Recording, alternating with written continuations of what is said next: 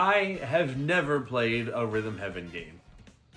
I mean, it's not like I haven't wanted to. It's more like each prior release swooped right underneath my nose, and of the prior releases, picking one up for yourself is, well, oh, that is not cheap. So I was pretty excited when they announced a brand new one for the Switch. Not only did this finally give me a chance to play Rhythm Heaven, but it was also just nice to see Nintendo still make weird little games like this. And because I'm a nerd, I go insane for funny little Nintendo games, so despite the fact of wanting a physical copy, I got too excited and picked up my digital copy the second the game was released. And keep in mind, this is my first Rhythm Heaven game, so about 10 minutes in, I realized a very, very distressing fact. I am horrible at Rhythm Heaven.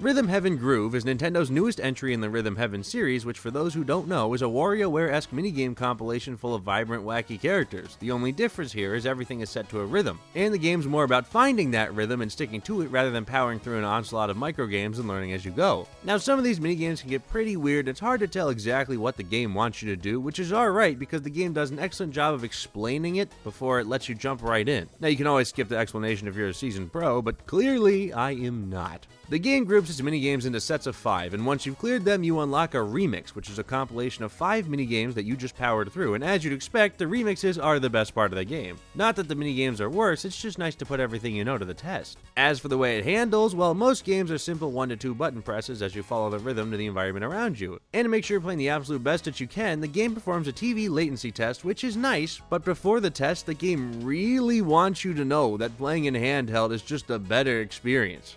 About that. It's just something that happens sometimes when we make this kind of adjustment for the TV. Beep. Oh. But it shouldn't ever happen in handheld mode. So that's nice. As much as I would want to say that I didn't have any latency issues in my playthrough, which means I can't use it as an excuse for why I can't follow an incredibly predictable rhythm. But yeah, the controllers are incredibly responsive, and if you have one that has rumble features, it really enhances the experience because it vibrates on the beat, which makes it easier to stick with it. Going into this, yes, it's a $40 minigame compilation. I'm always skeptical buying a minigame compilation for that much money.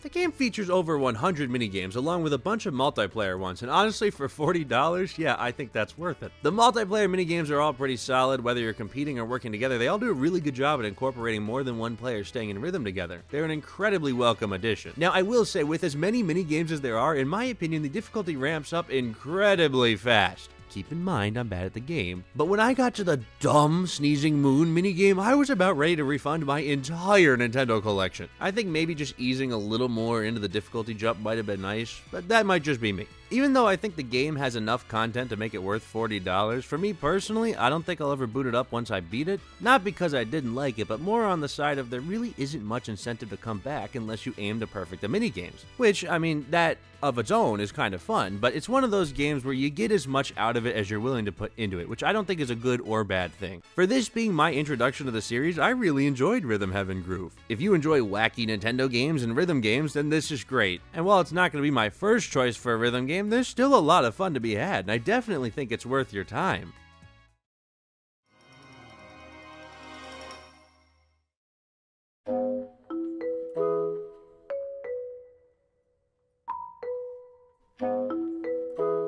Hi, yes, I'm looking to sell an entire Nintendo collection.